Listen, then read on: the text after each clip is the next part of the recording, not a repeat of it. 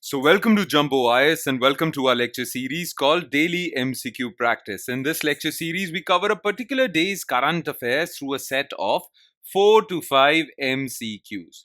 The idea behind this lecture series is twofold. We want you to revise your current affairs and we want you to revise them thoroughly because current affairs form a very important portion of your prelims examination. Around 40 to 50% of the MCQs asked in prelims examination are directly or indirectly related to current affairs. Therefore, you cannot choose to ignore them. And what better way to cover your current affairs for prelims than by getting the much needed MCQ practice from them?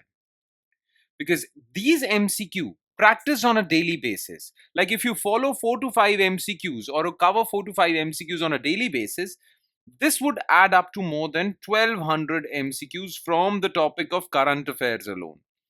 Okay, so if you'll make this lecture series a part of your daily routine, you wouldn't have to worry about your prelims portion as far as current affairs are concerned. So make it a part of your daily routine. Make it a daily habit of yours. All right, let's begin today's discussion, starting with question number 1. Consider the following statements regarding equalization levy. It is a tax levied on Indian digital service providers for services related to online advertisements and e-commerce transactions. Equalization levy for online and services attract tax at 6%, while that on e-commerce transaction attract 2% levy. This tax on e-commerce transactions won't be applicable after April 1st, 2025. Okay, so what is equalization levy? Look, there are many companies, very famous companies like Google, Facebook, which is known as Meta. Okay, they provide online ad services. Okay, you run Facebook ads, you run Google, YouTube ads, and you have to pay Google or Meta for these ads, right? So basically, Google and Meta are providing ad services. Now, there are many Indian companies also who provide these ad services. But the thing is that these Indian companies are in India. So they come under Indian tax laws. But Google and Meta are not taxed in India. So when these two companies are selling ad services to Indian consumers, well, they are at an unfair advantage as compared to Indian companies. Why? Because Indian companies have to pay taxes on these online advertisements and Google and Meta don't. Okay. So to equalize, to ensure fair competition between Indian companies and Google and Meta, Government of India applies a tax, okay, on all these ad services provided by Google and Meta. And this is known as equalization levy. Clear? Simple.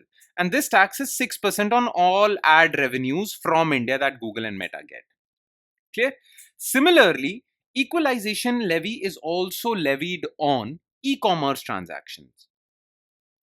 Now, there are Indian e-commerce companies and there are foreign e-commerce companies like Amazon. Now, Indian e-commerce companies are at a disadvantage because they are taxed under Indian law, but not Amazon. So, to again make a level playing field for all e-commerce companies, Amazon is taxed at 2%. So, for e-commerce transaction, the equalization levy is 2%, and for ad services, it is 6%, online ad services. Clear? Now remember, this equalization levy is levied on or is put on foreign companies, non-resident companies, okay, not Indian digital service providers. So it is a tax levied on non-resident digital service providers for services related to online advertisements and e-commerce transactions, not on Indians. So for this reason, this statement is false. Now, equalization levy for online ad services attract 6%, while that on e-commerce transactions attract 2%. This part is correct. Now, Government of India has announced that from April 1st, 2025 onwards, equalization levy on online ad services won't be levied anymore. Equalization levy on e-commerce transaction would continue, but online ad services won't. So this tax on e-commerce transaction won't be applicable? No. Tax on online ad services won't be applicable. Okay, so this statement is false. Only one is correct. The answer is A. Question 2. Consider the following statements regarding National E-Vidhan application. It is a platform launched by Ministry of Electronics and Information Technology that digitizes India's legislature, making them paperless. So far, 28 legislatures in India have joined this platform. This platform is hosted on Meghraj 2.0 cloud infrastructure. Now look, NEVA application basically is an application on which all the documents of any particular legislature like Delhi Legislative Assembly, Haryana Legislative Assembly, Tamil Nadu Legislative Assembly, okay? All the documents, all the documentation, all the paperwork would be taken online on this application. So if any legislature joins this platform, well, their entire process would be taken online and they would become paperless. This would be a more efficient way of running legislative business, right? So this is where e-governance helps make your government functioning efficient. Okay.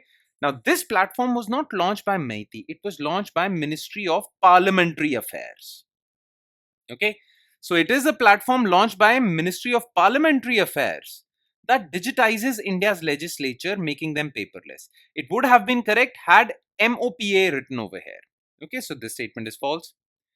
Now, so far 28 legislatures from India have joined this platform. Okay, the latest one was Delhi Legislative Assembly. So this part is correct. Now, this platform is hosted on Meghraj 2.0 cloud infrastructure. Government of India had created cloud infrastructure where all important government websites and platforms would be hosted. So it is hosted by government's own cloud platform. We have not taken any cloud platform from Microsoft or Microsoft's Azure or Amazon's AWS. Okay, this is our own cloud infrastructure, Meghraj 2.0. So this part is correct. Okay, 2 and 3 are correct. The answer is D. Question 3. Which of the following statements is correct regarding Banknet platform? It is a platform that facilitates e-auction of bad assets of all scheduled commercial banks.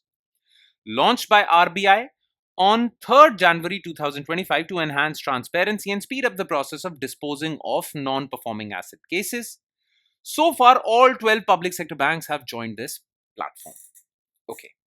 So look, India's public sector banks suffer from a big problem. Okay, they suffer from this one particular problem, and that is non-performing assets. I'm sure you all know about non-performing assets. Banks provide loans. But what if those loans are not coming back? Okay, the borrowers have defaulted. If that is the situation, then that particular loan is categorized as non-performing assets. Now, most of the times, banks sell these non-performing assets to a third party. And after that sale, this third party extracts this loan amount from the borrower. So now it's between this third party and the borrower. Banks have become free of this NPA and they have recovered whatever they could have recovered. Okay. Now, most of the times banks auction these NPAs to these third parties. Okay. Now, for making this auction transparent and efficient, government launched Banknet platform. Through this Banknet platform, all public sector banks, not private banks, public sector banks can e-auction their NPAs. Okay, so it is a platform that facilitates e-auction of bad assets. Bad assets are NPAs. Okay, this part is correct. Of all scheduled commercial banks, no, only public sector banks. Okay, now this platform was created by Department of Financial Services,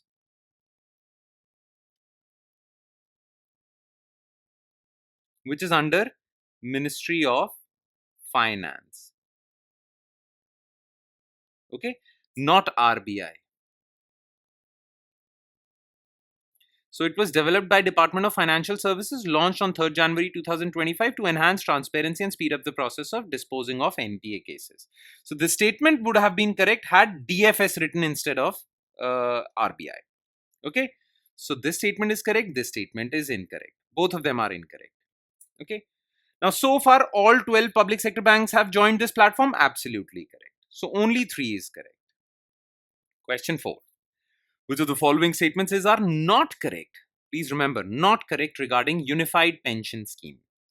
It is a contributory pension scheme that will become effective for all government employees from 1st April 2025.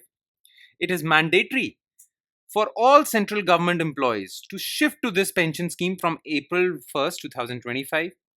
UPS provides a guaranteed payout to employees upon superannuation. Okay.